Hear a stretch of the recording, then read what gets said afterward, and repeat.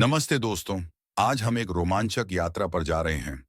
हम सुबह की फ्लाइट से चेन्नई से भीमा शंकर ज्योतिर्लिंग मंदिर की यात्रा करने वाले हैं। सुबह जल्दी उठना पड़ा ताकि हम समय पर एयरपोर्ट पहुंच सकें। चेन्नई एयरपोर्ट पर चेक इन और सुरक्षा जांच के बाद हम अपने विमान में बैठे और उड़ान भरने का इंतजार करने लगे। थोड़ी ही देर में हम पुणे एयरपोर्ट पर उतर गए। वहां से हमने भीमा शंकर ज्योतिर्लिंग मंदिर की ओर अपनी यात्रा जारी रखी। प्रसिद्ध धार्मिक केंद्र भीमाशंकर मंदिर महाराष्ट्र में पुणे से करीब 100 किलोमीटर दूर स्थित सह्याद्री नामक पर्वत पर है। यह स्थान नासिक से लगभग 120 मील दूर है।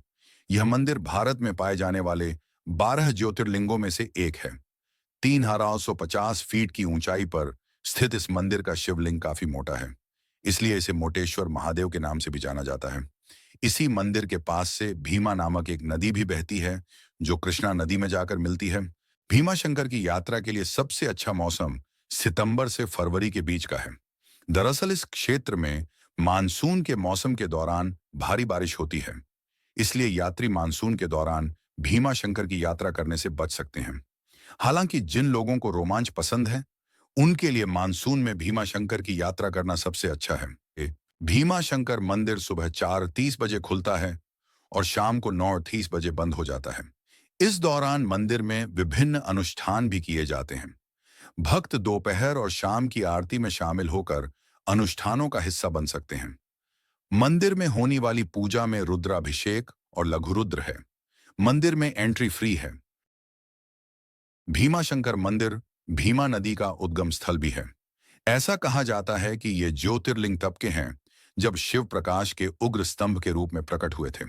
भीमा शंकर लिंग मुख्य गर्भगृह में जमीन की तुलना में निचले स्तर पर है। मान्यताओं के अनुसार अनादिकाल से ही लिंग से निरंतर जल प्रवाहित होता रहता है। ऐसा माना जाता है कि नदी में पवित्र डुबकी लगाने से व्यक्ति के सभी पाप धुल जाते हैं। भीमा शंकर मंदिर तक पहुंचने के लिए आपको लगभग 230 सीढ़ियां चढ़नी पड़ती हैं। इस ज्योतिर्लिंग का वर्णन शिव पुराण में किया गया है। इसके अनुसार कुंभकर्ण के पुत्र का नाम भीम था, जो एक राक्षस था। भीम का जन्म उसके पिता की मृत्यु के बाद हुआ था। उसकी पिता की मृत्यु भगवान राम के हाथों हुई है, उसकी जानकारी उसे नहीं थी।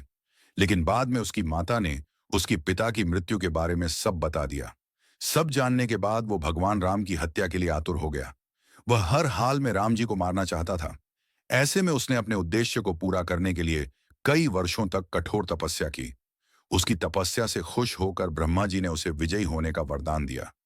जैसे ही उसे वरदान मिला, वो राक्षस तानाशाह यानी निरंकुश हो गया। वह मनुष्यों के साथ साथ सभी देवी देवताओं को भी डराने लगा और सभी उससे भयभीत रहने लगे। उसके आतंक की चर्चा हर ओर होने लगी। युद्ध के दौरान उसने देवताओं का हराना शुरू कर दिया। उसने अपना आतंक इतना फैलाया कि उसने पूजा पाठ बंद करा दिए। इससे सभी देवगण परेशान थे और इस परेशानी का हल लेने के लिए वो भगवान शिव की शरण में गए। शिवजी ने उन्हें आश्वासन दिया कि वो इस समस्या का हल निकालेंगे। शिवजी ने राक्षस से युद्ध करने का निर्णय लिया। इस युद्ध में शिवजी ने भीम राक्षस को हरा दिया और उसे राख कर दिया। उस राक्षस के अंत के साथ सभी देवों ने शिवजी से आग्रह किया कि वो शिवलिंग के रूप में इसी स्थान पर विराजित रहें। भोलेनाथ ने इस प्रार्थना को स्वीकार किया और भीमा शंकर ज्योतिर्लिंग के रूप में यहां विराजित हुए। भीमा शंकर मंदिर की स्थापत्य शैली नागर शैली की है, जो उत्तर भारत में प्रचलित है।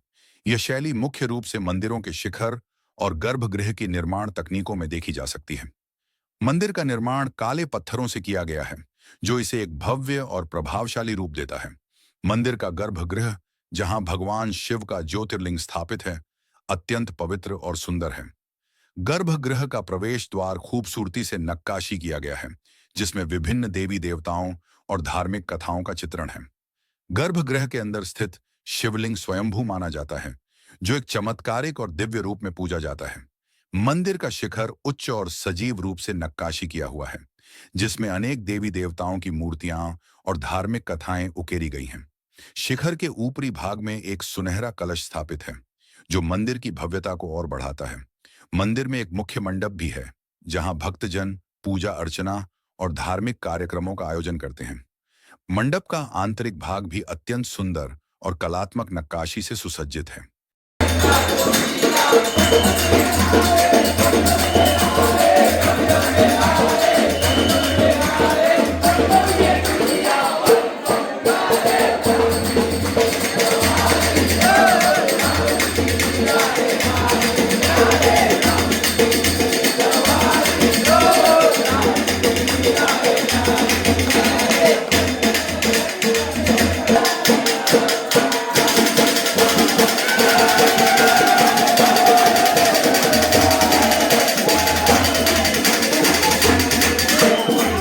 भीमा शंकर ज्योतिर्लिंग मंदिर के इस अद्भुत सफर के अंत तक आने के लिए आपका धन्यवाद।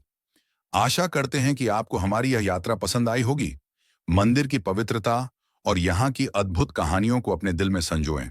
हमारे चैनल को सब्सक्राइब करें और इस वीडियो को लाइक और शेयर करें। जय भोलेनाथ।